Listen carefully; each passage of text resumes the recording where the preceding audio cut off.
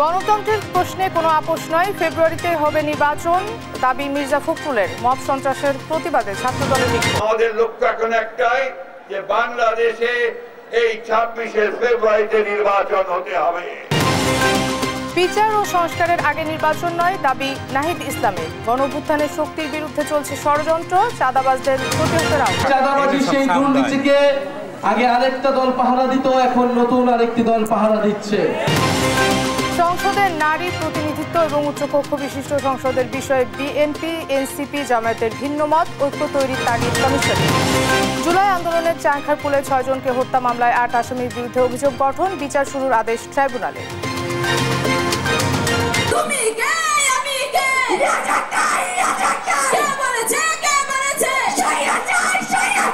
ছোট ছোট বাচ্চাদের হত্যা করছে, হাজারো মায়ের বুক খালি করছে, এর দায় কে নেবে? জমকালো আয়োজনে চলছে জুলাই ওমেন্স ডে। চলচ্চিত্র, গান, স্লোগানে মুখর কেন্দ্র শহীদ মিনার, নারীদের সাহসের প্রশংসা। সূচনা ফাউন্ডেশন এবং সিআর এর নথিপত্র জব্দে এনবিআরকে দুদকের চিঠি, 900 কোটি টাকা লেনদেনে হানিফের পরিবারের বিরুদ্ধে মামলা। এবং সাফ অনূর্ধ্ব 20 নারী চ্যাম্পিয়নশিপে নিজেদের তৃতীয় ম্যাচে কাল ভুটানের বিপক্ষে মাঠে নামবে বাংলাদেশ। খেলা শুরু বেলা 3টায়। দেখছিলেন শিরোনাম সংবাদ রাতে, আপনাদের সঙ্গে আছি আমি মনাজ সাদাত। এবার বিস্তারিত। নির্বাচন বাধাগ্রস্তের মাধ্যমে জনগণের ভোটাধিকার হরণ করতে একটি মহল ষড়যন্ত্রে লিপ্ত হবে বলে অভিযোগ করেছেন বিএনপির মহাসচিব মির্জা ফখরুল ইসলাম আলমগীর। ফেব্রুয়ারিতেই জাতীয় নির্বাচনের দাবি জানান তিনি। দলটির নেতারা বলছেন, আবারও অস্থিতিশীলতা সৃষ্টি করে দেশকে গণতন্ত্রহীনতার দিকে ঠেলে দেওয়ার চক্রান্ত চলছে। সেই সঙ্গে মিটফোর্ডের হত্যাকাণ্ডকে কিছু রাজনৈতিক দল ভিন্ন খাতে প্রবাহিত করতে পরিকল্পিতভাবে বিএনপির উপর দায় চাপাচ্ছে বলে অভিযোগ নেতাদের। বিস্তারিত নিয়াজ মোর্শেদের প্রতিবেদনে। বিএনপির ভারপ্রাপ্ত চেয়ারম্যান তারেক রহমানের বিরুদ্ধে অপপ্রচারের প্রতিবাদ জানাতে নয়াপল্টনের বিএনপি কেন্দ্রীয় কার্যালয়ের সামনে ঢাকা মহানগর উত্তর ও দক্ষিণ বিএনপি আয়োজন করে বিক্ষোভ মিছিল ও সমাবেশের। বিক্ষোভ কর্মসূচিতে অংশ নেন বিএনপির কেন্দ্রীয় নেতৃবৃন্দ সহ বিভিন্ন ইউনিটের নেতাকর্মীরা। সমাবেশে অংশ নিয়ে দলের স্থায়ী কমিটির সদস্য মির্জা আব্বাস বলেন, কিছু রাজনৈতিক দল মিটফোর্ডের ঘটনাকে ভিন্ন খাতে প্রভাবিত করছে। বিএনপি ক্ষমতায় যাওয়ার আগেই বাংলাদেশের ক্ষমতার লোভী কিছু দল বিএনপিকে ক্ষমতাসীন ভাবার চেষ্টা করছে। এবার বিএনপি ক্ষমতায় আছে এই ভেবে বিএনপির বিরুদ্ধে শত্রুতা করছে। এ সময় নির্বাচন যেন না হয় সেই চক্রান্তে একটি মহল লিপ্ত উল্লেখ করে বিএনপি মহাসচিব বলেন, বিএনপির বিরুদ্ধে যতই অপপ্রচার চালানো হোক তাতে ভয় পায় না দলটি। পরিষ্কার করে ঘোষণা করতে চাই যে আমরা যেভাবে ফ্যাসিস্টকে বিতাড়িত করতে পেরেছি, জনগণকে সঙ্গে নিয়ে ঠিক একইভাবে কোনোদিন যেন আবার ফ্যাসিজম এখানে চালু হতে না পারে তার ব্যবস্থা অবশ্যই আমরা করব বন্ধুগণ। আমাদের লক্ষ্য এখন একটাই, যে বাংলাদেশে এই 26 ফেব্রুয়ারিতে নির্বাচন হতে হবে। সেটা আমাদের তারেক রহমান সাহেব প্রধান উপদেষ্টার সঙ্গে লন্ডনে আলাপ করে ঠিক করেছেন। এর আগে সকালে বিএনপি গুলশান কার্যালয়ে সংবাদ সম্মেলন করে মির্জা ফখরুল বলেন, যারা জাতীয় নির্বাচনকে প্রতিহত করে ফ্যাসিবাদ কায়েম করতে চায় তাদেরকে প্রতিহত করতে হবে। সরকার পরিচালনার দায়িত্বে না থাকা সত্ত্বেও বিশেষ একটি রাজনৈতিক দল তার প্রধান নেতৃত্বকে দায়ী করে বিক্ষোভ মিছিল আয়োজন এবং অশ্লীল ভাষা প্রয়োগ করে রাজনৈতিক সংস্কৃতিকে আবারও সেই ফ্যাসিবাদের যুগে ফিরে নিয়ে যাচ্ছে কিনা সেটাও জনগণের সামনে প্রশ্ন হয়ে দেখা দিয়েছে। এ সময় অপরাধীর কোনো দল নেই, এ ব্যাপারে বিএনপির বক্তব্য স্পষ্ট বলেও জানান তিনি। বিএনপির অবস্থান বরাবরের মতোই খুব স্পষ্ট, অপরাধীর কোনো দলীয় পরিচয় থাকতে পারে না। নিয়াজ মোর্শেদ, দেশ টিভি, ঢাকা। রাষ্ট্রের ভেতর বাহির থেকে গভীর চক্রান্ত চলছে, যেখানে টার্গেট করা হয়েছে বিএনপির ভারপ্রাপ্ত চেয়ারম্যান তারেক রহমানকে। এমন মন্তব্য করেছেন দলটির সিনিয়র যুগ্ম মহাসচিব রুহুল কবির রিজভী। সোমবার সকালে জাতীয় প্রেস ক্লাবের সামনে চিকিৎসকদের প্রতিবাদ সমাবেশে যোগ দিয়ে তিনি কথা বলেন। জানান, তারেক রহমান কোনো অপরাধীকে প্রশ্রয় দেননি। এখন পর্যন্ত তাদের রাজনৈতিক সংগঠনের 5 থেকে 6 হাজার কর্মীর বিরুদ্ধে বিভিন্ন কারণে সাংগঠনিক ব্যবস্থা নিয়েছেন। রিজভী আরও বলেন, বিএনপির প্রতি জনগণের সমর্থন ক্ষুণ্ণ করার জন্য আন্তর্জাতিক ষড়যন্ত্র চলছে, তাতে যুক্ত হয়েছে কয়েকটি রাজনৈতিক দল। আজকে রাষ্ট্রের ভেতর বাহির থেকে গভীর চক্রান্ত চলছে। গভীর চক্রান্তের টার্গেট করা হয়েছে যিনি শেখ হাসিনার আন্দোলনের ফসল মঈনুদ্দিন ফখরুদ্দিনের সময় যাকে বন্দি করে কারাগারের ভিতরে শারীরিকভাবে নির্যাতন করা হয়েছে, বিএনপির ভারপ্রাপ্ত চেয়ারম্যান তারেক রহমান। গুপ্ত সংগঠনের মাধ্যমে মব সৃষ্টির অপচেষ্টা হলে ছাত্রদল রাজপথে তার প্রতিবাদ জানাবে বলে ঘোষণা দিয়েছেন ছাত্রদলের সভাপতি রকিবুল ইসলাম রাকিব। এ সময় গুপ্ত সংগঠনের মাধ্যমে যারা দেশের নৈরাজ্য ও নানা অপপ্রচার চালাচ্ছে তাদের প্রকাশ্যে আসার দাবি জানান ছাত্রদলের কেন্দ্রীয় নেতারা। মিটফোর্ডে বর্বরোচিত হামলার ঘটনার পেছনে রাজনৈতিক বড় ষড়যন্ত্র রয়েছে বলেও দাবি করেন নেতাকর্মীরা। তন্দ্রা তারুণের রিপোর্ট। গুপ্ত সংগঠনের মাধ্যমে মব সৃষ্টির অপচেষ্টা, শিক্ষা প্রতিষ্ঠানে সুষ্ঠু শিক্ষার পরিবেশ নিশ্চিত করা আর আইনশৃঙ্খলা পরিস্থিতির উন্নতির দাবিতে সোমবার বিক্ষোভ মিছিল করে জাতীয়তাবাদী ছাত্রদল। সোমবার দুপুর 12টা থেকে বিএনপির কেন্দ্রীয় কার্যালয় নয়াপল্টনের সামনে খণ্ড খণ্ড মিছিল নিয়ে জড়ো হতে থাকে ছাত্রদলের বিভিন্ন ইউনিটের নেতাকর্মীরা। এ সময় রাজনৈতিক উদ্দেশ্যে ছাত্রদল ও বিএনপির নামে অপপ্রচার চালানো হচ্ছে বলে অভিযোগ করেন ছাত্রদলের সাধারণ সম্পাদক। গোপন তৎপরতার মাধ্যমে গুপ্ত সংগঠন ছাত্র শিবিরের বিভিন্ন বট আইডি থেকে তারা বিভিন্ন প্রোপাগান্ডা করে রাজনৈতিক পরিস্থিতি যখনই একটি সুবাতাস বইছে এবং বাংলাদেশের মানুষের অভিভাবক হিসাবে বাংলাদেশ জাতীয়তাবাদী দলের ভারপ্রাপ্ত চেয়ারম্যান জনাব তারেক রহমান যখন অত্যন্ত আস্থাশীল জায়গায় রয়েছে, ঠিক তখনই গোপন সংগঠনের সন্ত্রাসীরা এবং বিশেষ করে জামাতের কিছু কিছু নেতাকর্মীরা আমাদের দলের ভারপ্রাপ্ত চেয়ারম্যানের প্রতি ঈর্ষান্বিত হয়ে তারা বিভিন্ন প্রোপাগান্ডা করছে। এ সময় বিভিন্ন স্লোগান দেন তারা। দলীয় পতাকা হাতে ও ব্যানার নিয়ে পূর্ব ঘোষণা অনুযায়ী কেন্দ্রীয় কার্যালয়ের সামনে থেকে বিশাল বিক্ষোভ মিছিল নিয়ে প্রেস ক্লাব, কার্জন হল, দোয়েল চত্বর, শহীদ মিনার ও টিএসসি হয়ে শাহবাগে এসে সমাবেশে অংশ নেয়। সমাবেশে ছাত্রদলের সভাপতি বলেন, মব চলতে থাকলে ছাত্রদল রাজপথে প্রতিবাদ জানাবে। এ সময় মবতন্ত্র কায়েমের চেষ্টা চালালে অন্তর্বর্তী সরকারের বিরুদ্ধেও কর্মসূচি ঘোষণার হুঁশিয়ারি দেন ছাত্রদলের সভাপতি। যদি এ ধরনের মবতন্ত্র কায়েমের প্রচেষ্টা করা হয়, আইন শৃঙ্খলা পরিস্থিতি উন্নতিকরণ না হয়, তাহলে আমরা সরাসরি এই নির্দলীয় সরকারের বিরুদ্ধে কর্মসূচি ঘোষণা করব। মিটফোর্ডে বর্বরোচিত হামলার ঘটনার পেছনেও বড় রাজনৈতিক ষড়যন্ত্র রয়েছে বলেও মন্তব্য করেন নেতাকর্মীরা। গণতান্ত্রিক সরকার প্রতিষ্ঠিত হোক। তন্দ্রা তারুণ্য, দেশ টিভি, ঢাকা।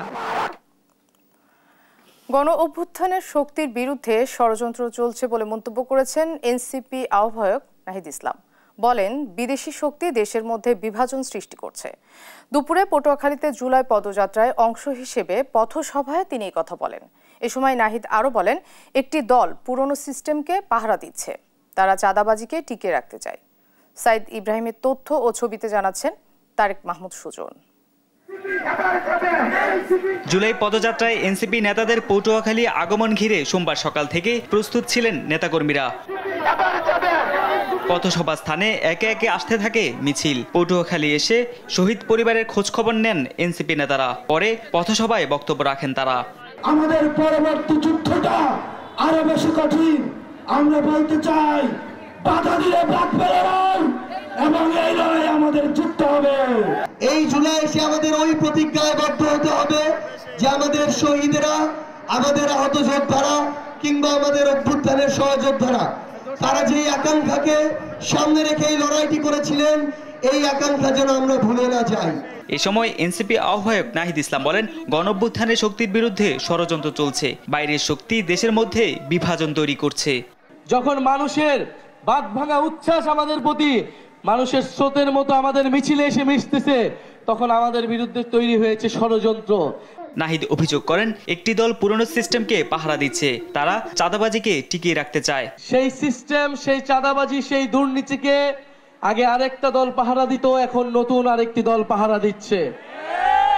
সেই সিস্টেম চাঁদাবাজিকে আরেকটি দল এখন টিকিয়ে রাখছে। সব ষড়যন্ত্রের জবাব জনসমর্থনের মাধ্যমে দেয়া হবে বলেও হুঁশিয়ারি দেন নাহিদ। তারেক মাহমুদ সুজন, নিউজ ডেস্ক, দেশ টিভি। সংসদে নারী প্রতিনিধিত্ব আর উচ্চকক্ষ বিশিষ্ট সংসদের বিষয়ে এখনও ঐক্যমত্যে আসতে পারেনি রাজনৈতিক দলগুলো। এনসিপির অভিযোগ, উচ্চকক্ষের প্রয়োজনীয়তার প্রশ্ন তুলে ইস্যুটিকে নড়বড়ে করার চেষ্টা চলছে। নিম্নকক্ষের ভোটারের সংখ্যানুপাতিক হারে উচ্চকক্ষের দাবি জামায়াতের, আর বিভিন্ন খাতের অভিজ্ঞ ব্যক্তিদের নিয়েই উচ্চকক্ষ গড়তে চায় বিএনপি। বিস্তারিত সাইফুল রিপনের প্রতিবেদন। সোমবার রাজধানীর ফরেন সার্ভিস একাডেমিতে রাজনৈতিক দলগুলোর সঙ্গে দ্বিতীয় ধাপে 13তম দিনের বৈঠক শুরু করে জাতীয় ঐক্যমত্য কমিশন। দেশে দ্বিকক্ষ বিশিষ্ট সংসদ চালুর পাশাপাশি সংসদে সংরক্ষিত নারী আসন নিয়ে এদিন নতুন প্রস্তাবনা তুলে ধরে জাতীয় ঐক্যমত্য কমিশন। রাজনীতি রাষ্ট্র গঠনে নারীকে মর্যাদাজনক অবস্থায় প্রতিষ্ঠিত করা সম্ভব হবে বলে প্রত্যাশার কথা জানান কমিশনের সহসভাপতি ডক্টর আলী রিয়াজ। রাজনীতিতে রাষ্ট্র গঠনে, আইন প্রণয়নে প্রাতিষ্ঠানিকভাবে নারীকে মর্যাদার সঙ্গে অংশগ্রহণের পথ আমরা তৈরি করতে পারবো। সে জায়গায় আমরা এক জায়গায় আসতে পারবো, ঐক্যমত্য তৈরি করতে পারবো, সেটা আমরা আশা করি। দিনভর আলোচনায় সংসদে নারী প্রতিনিধিত্ব 50 থেকে 100-তে বাড়ানোর বিষয়ে ঐক্যমত্য এলেও কার্যকরী প্রতিনিধিত্ব নিশ্চিতে নারী প্রতিনিধিদের নির্বাচনের বিষয়ে ভিন্ন ভিন্ন মত দেয় রাজনৈতিক দলগুলো। পদ্ধতিগত জায়গায় এখনো পর্যন্ত কোনো সমাধানে না আসা গেলেও নীতিগতভাবে আমরা একমত যে সংসদে 100 নারী আসন সরাসরি নির্বাচনের মাধ্যমে নির্বাচিত হবেন এবং তারা সংসদে প্রতিনিধিত্ব করবেন। আমরা নারী আসনকে 100-তে উন্নীত করার ক্ষেত্রে আমাদের ঐকমত্য আছে। আমরা নারীরা 100 আসনে পাক আছে। পদ্ধতিগতভাবে আমরা বলেছি যে এটা পিআর সিস্টেমে ইলেকশনটা হইতে হবে। ওভারনাইট কোনো বৈপ্লবিক পরিবর্তন হয়তো এই প্রক্রিয়ায় আসবে না, কিন্তু আমরা যদি গ্র্যাজুয়ালি যাই, একটা সময়ে অবশ্যই নারী আসনগুলোতে সরাসরি প্রতিদ্বন্দ্বিতা করার মতো অবস্থা বাংলাদেশে আসবে এবং সেই সময়ের জন্য আমাদের অপেক্ষা করতে হবে। দ্বিকক্ষ বিশিষ্ট সংসদ নিয়েও দলীয় মতামত তুলে ধরে রাজনৈতিক দলগুলো। যে দলগুলো উচ্চকক্ষ চেয়েছে তারা যেন উচ্চকক্ষ আর প্রত্যাশা না করে সেরকম একটা জায়গায় আমাদেরকে নিয়ে যাওয়ার চেষ্টা করা হচ্ছে। 2/3 এবং আজকে নতুন করে আরও 2-1টি দল এই পিআরের পক্ষে, পিআর বাই ভোটার্স, এটার পক্ষে মত দিয়েছে। আমরা খুব স্ট্রংলি এটার পক্ষে মত দিয়েছি। আচ্ছা, দ্বিকক্ষ বিশিষ্ট পার্লামেন্ট কি আমাদের আছে? না। তো দ্বিকক্ষ বিশিষ্ট পার্লামেন্ট গঠনের প্রস্তাব তো আমাদের। বাকিরা কবে কখন এই প্রস্তাব দিয়েছে আমরা জানি না, কিন্তু এই প্রস্তাব তো আমরা আরও 1.5-2 বছর আগে দিয়েছি। সুতরাং এখানে সবল এবং দুর্বল করার তো প্রশ্ন আসে না। যে হাউস গঠিতই হয়নি সেই হাউস দুর্বল হবে কি সবল হবে সেটা তো প্রশ্ন আসে না। অমীমাংসিত ইস্যুতে ঐক্য তৈরিতে ধারাবাহিক আলোচনার কথা জানিয়েছে জাতীয় ঐক্যমত্য কমিশন। সাইফুল রিপন, দেশ টিভি, ঢাকা। জুলাই আগস্ট গণহত্যার আরও একটি মামলার বিচার শুরুর আদেশ দিয়েছেন আন্তর্জাতিক অপরাধ ট্রাইব্যুনাল। চাংখারপুলে 6 জনকে হত্যা মামলায় সাবেক ডিএমপি কমিশনার হাবিবুর রহমান হাবিব সহ 8 জনের বিরুদ্ধে অভিযোগ গঠন করেছেন ট্রাইব্যুনাল। সাক্ষ্য গ্রহণের দিন ধার্য করা হয়েছে 11 আগস্ট। এছাড়াও গুমে জড়িত থাকার অভিযোগে নারায়ণগঞ্জের 7 খুন মামলায় মৃত্যুদণ্ডপ্রাপ্ত আসামি তারেক সাইদ, মাসুদ রানা ও আরিফ হোসেনকে জিজ্ঞাসাবাদের অনুমতি দিয়েছেন ট্রাইব্যুনাল। সাবরিনা মজুমদারের রিপোর্টে বিস্তারিত। 2024 সালের 5ই আগস্ট শেখ হাসিনা সরকার পতনের কিছুক্ষণ আগে বাবা মাকে চিঠি লিখে চাংখারপুলের বাসা থেকে গোপনে বেরিয়ে আন্দোলনে যোগ দেয় 10ম শ্রেণীর ছাত্র আনাস। আন্দোলনরত অবস্থায় পুলিশের গুলি আনাসের বুক ভেদ করে যায়। মৃত্যুর কোলে ঢলে পড়ে আনাস। শুধু আনাসই নয়, চাংখারপুলে সেদিন নিহত হয় জুনায়েদ, রাকিব হাওলাদার সহ 6 জন। সোমবার আনাস সহ ওই 6 হত্যার দায়ে সাবেক ডিএমপি কমিশনার হাবিবুর রহমান হাবিব, সাবেক যুগ্ম কমিশনার সুদীপ কুমার চক্রবর্তী সহ মোট 8 জনের বিচার শুরুর আদেশ দিয়েছেন আন্তর্জাতিক অপরাধ ট্রাইব্যুনাল। এ মামলার সাক্ষ্য গ্রহণ শুরু হবে 11 আগস্ট। একটা সংক্ষিপ্ত টাইম ফ্রেমের মধ্যে তদানীন্তন ডিএমপির কমিশনার হাবিবুর রহমানের নির্দেশে হাবিবুর রহমান আবার শেখ হাসিনা এবং আসাদুজ্জামান খান কামাল এবং পুলিশের আইজিপির মাধ্যমে নির্দেশিত হয়েছিলেন। তারা সেখানে ওয়্যারলেস মেসেজের মাধ্যমে হাবিবুর রহমান লেথাল ওয়েপন ব্যবহার করে গুলি করে যে শেখ হাসিনার নির্দেশ ছিল সেটাকে কমিউনিকেট করেন এবং অফিসারদেরকে নির্দেশ দেন গুলি বর্ষণের জন্য। এদিন নারায়ণগঞ্জের 7 খুনের দায়ে মৃত্যুদণ্ডপ্রাপ্ত সাবেক র্যাব কর্মকর্তা তারেক সাইদ, মাসুদ রানা, আরিফ হোসেনকে কারাগারে জিজ্ঞাসাবাদের অনুমতি দিয়েছেন ট্রাইব্যুনাল।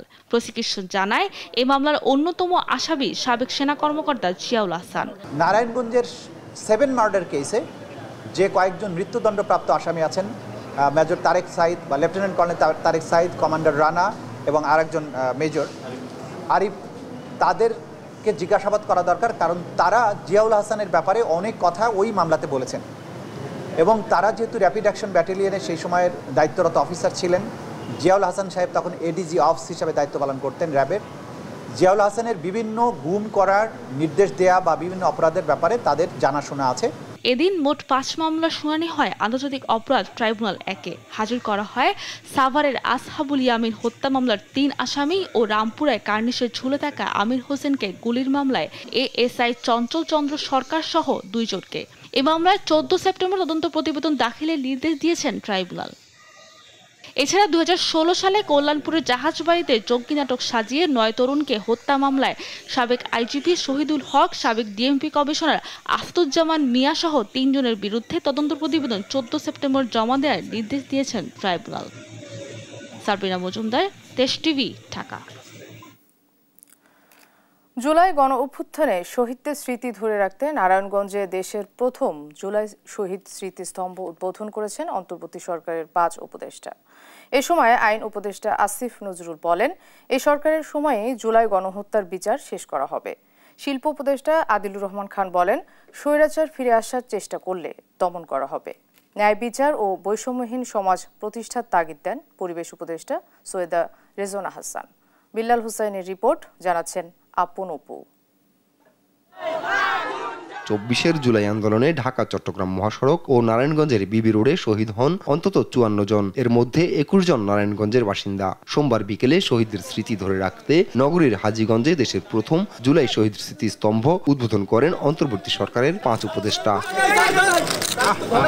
এ সময় আইন উপদেষ্টা ডক্টর আসিফ নজরুল বলেন, যে গতিতে বিচার এগিয়ে চলছে তাতে অন্তর্বর্তী সরকারের সময়ই জুলাই হত্যাকাণ্ডের বিচার আন্তর্জাতিক অপরাধ ট্রাইব্যুনালে শেষ হবে। এ সময় তিনি দেশের চলমান পরিস্থিতিতে ঐক্যবদ্ধ হয়ে চাঁদাবাজদের বিরুদ্ধে রুখে দাঁড়ানোর আহ্বান জানান। বিচার যেই গতিতে এগিয়ে চলেছে আন্তর্জাতিক অপরাধ ট্রাইব্যুনালে ইনশাআল্লাহ যেই গতিতে বিচার এগিয়ে চলেছে, আমি দৃঢ়ভাবে বিশ্বাস করি আমাদের সরকারের শাসন আমলেই এই হত্যাকাণ্ডের বিচার হবে। অবশ্যই আপনারা ঐক্যবদ্ধ থাকবে, চাঁদাবাজদের প্রতিরোধ করতে পারবেন। আমাদের সরকারের দায়িত্ব থাকবে, পাশাপাশি আপনারা স্থানীয় যারা চাঁদাবাজ আছে, লুটেরা আছে, তাদের বিরুদ্ধে রুখে দাঁড়াবেন। ইনশাআল্লাহ প্রশাসন আপনাদেরকে সহযোগিতা করবে।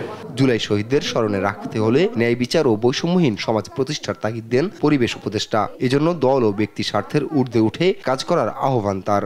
ওদেরকে মনে রাখার শ্রেষ্ঠ উপায় তাই হচ্ছে সকলকে ন্যায় বিচারের জন্য, বৈষম্যহীন বাংলাদেশ গড়ার জন্য, গণতান্ত্রিক বাংলাদেশ গড়ার জন্য দল মত, দল স্বার্থ, ব্যক্তি স্বার্থের ঊর্ধ্বে দাঁড়িয়ে কাজ করে যাওয়ার। আমরা আশা করি সকলেই আমরা সেই কাজটা করব। অনুষ্ঠানে শিল্প উপদেষ্টা আদিলুর রহমান খান বলেন, বাংলাদেশে কোনো আধিপত্য শক্তি ও স্বৈরাচার ফিরে আসার চেষ্টা করলে তা শক্ত হাতে দমন করা হবে। আপনারা অগ্নি যুগের সন্তান, আগুন হাতে নিয়ে ঢাকার রাস্তায় নেমেছিলেন, সারা দেশে নেমেছিলেন, নারায়ণগঞ্জে নেমেছিলেন। সেই আগুন হাতে নিয়ে দেশকে এগিয়ে নিয়ে যেতে হবে। বাংলাদেশে যেন কখনো কোনো আধিপত্যবাদী শক্তি চোখ রাঙাতে না পারে, বাংলাদেশে যেন কখনো ফ্যাসিবাদ আসতে না পারে, এবং যদি আসার চেষ্টাও করা হয় সেটাকে দমন করা হবে। অনুষ্ঠানে শিক্ষা উপদেষ্টা অধ্যাপক ডক্টর চৌধুরী রফিকুল আবরার, জ্বালানি উপদেষ্টা মোহাম্মদ ফাউজুল কবির খান এবং জুলাই আন্দোলনের সম্মুখ সারির যোদ্ধা ও শহীদ পরিবারের সদস্যরা উপস্থিত ছিলেন। আপন অপু, নিউজ ডেস্ক, দেশ টিভি। জুলাইয়ের অগ্নিকন্যাদের ভূমিকার স্মরণে কেন্দ্রীয় শহীদ মিনারে চলছে জুলাই ওমেন্স ডে। চলচ্চিত্রে, গানে, স্লোগানে উঠে আসে নারীদের প্রতিবাদী কণ্ঠস্বর। বাংলাদেশের মেয়েদের আটকানো যাবে না বলে জানান সংস্কৃতি উপদেষ্টা মোস্তফা সরওয়ার ফারুকী। আরও জানাচ্ছেন জান্নাতুল মোহনা। জুলাই গণ অভ্যুত্থানের স্মৃতিচারণ করতে গেলে প্রথমেই উঠে আসে নারীদের সাহসী ভূমিকা। অগ্নিকন্যাদের অবদানের স্মরণে পালিত হচ্ছে জুলাই ওমেন্স ডে। এই উপলক্ষে সোমবার সন্ধ্যায় কেন্দ্রীয় শহীদ মিনারে শুরু হয় চলচ্চিত্র প্রদর্শনী ও সাংস্কৃতিক অনুষ্ঠান।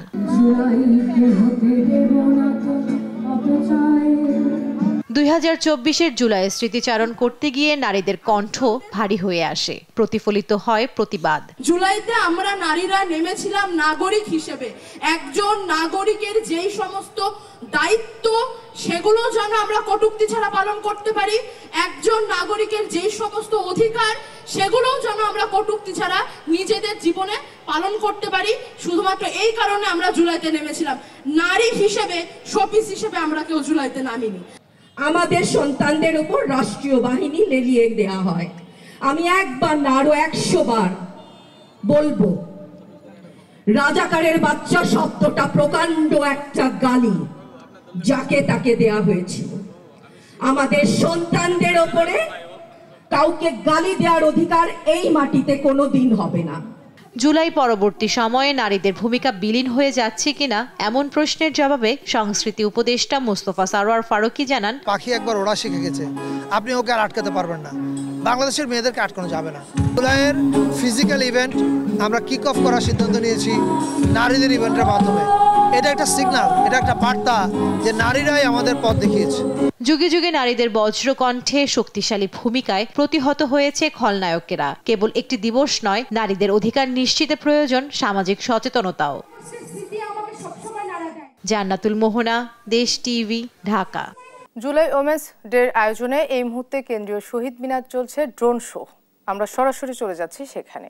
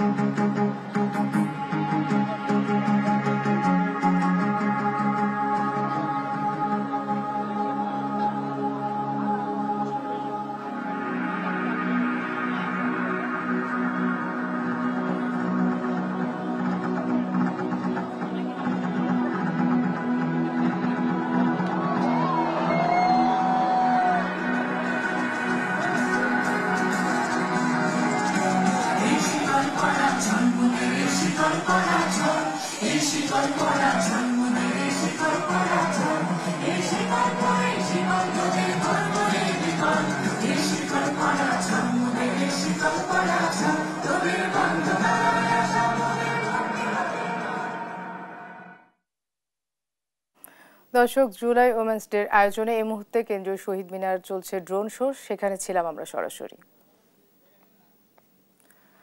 খুলনার আলিফ গেটে ট্রেনের সঙ্গে ট্রাকের সংঘর্ষে একজনের মৃত্যু হয়েছে, আহত হয়েছেন 7 জন। সোমবার রাত 8টার দিকে এই দুর্ঘটনা ঘটে। রেলওয়ে পুলিশ জানিয়েছে, চাঁপাইনবাবগঞ্জ থেকে মহানন্দা এক্সপ্রেস ট্রেনটি খুলনা আসার পথে রাত 8টার দিকে আলিফ গেট রেল ক্রসিংয়ের সময় ট্রাকটি রেল লাইনের উপর চলে আসে। সংঘর্ষে ট্রাক ও ট্রেনের কয়েকটি বগি ক্ষতিগ্রস্ত হয়। আহত হয়েছেন ট্রেন চালক সহ বেশ কয়েকজন। এরপর থেকে খুলনার সঙ্গে সারা দেশে ট্রেন চলাচল বন্ধ রয়েছে। আওয়ামী লীগের যুগ্ম সাধারণ সম্পাদক মাহবুবুল আলম হানিফ ও তার স্ত্রী সন্তানদের বিরুদ্ধে প্রায় 900 কোটি টাকার সন্দেহজনক লেনদেনের অভিযোগে মামলা করেছে দুদক। একই দিন শেখ পরিবারের নিয়ন্ত্রণে থাকা সূচনা ফাউন্ডেশন এবং সিআরএর নথিপত্র জব্দ করতে এনবিআরকে চিঠি পাঠিয়েছে সংস্থাটি। ফজলে আদিত্যের রিপোর্ট।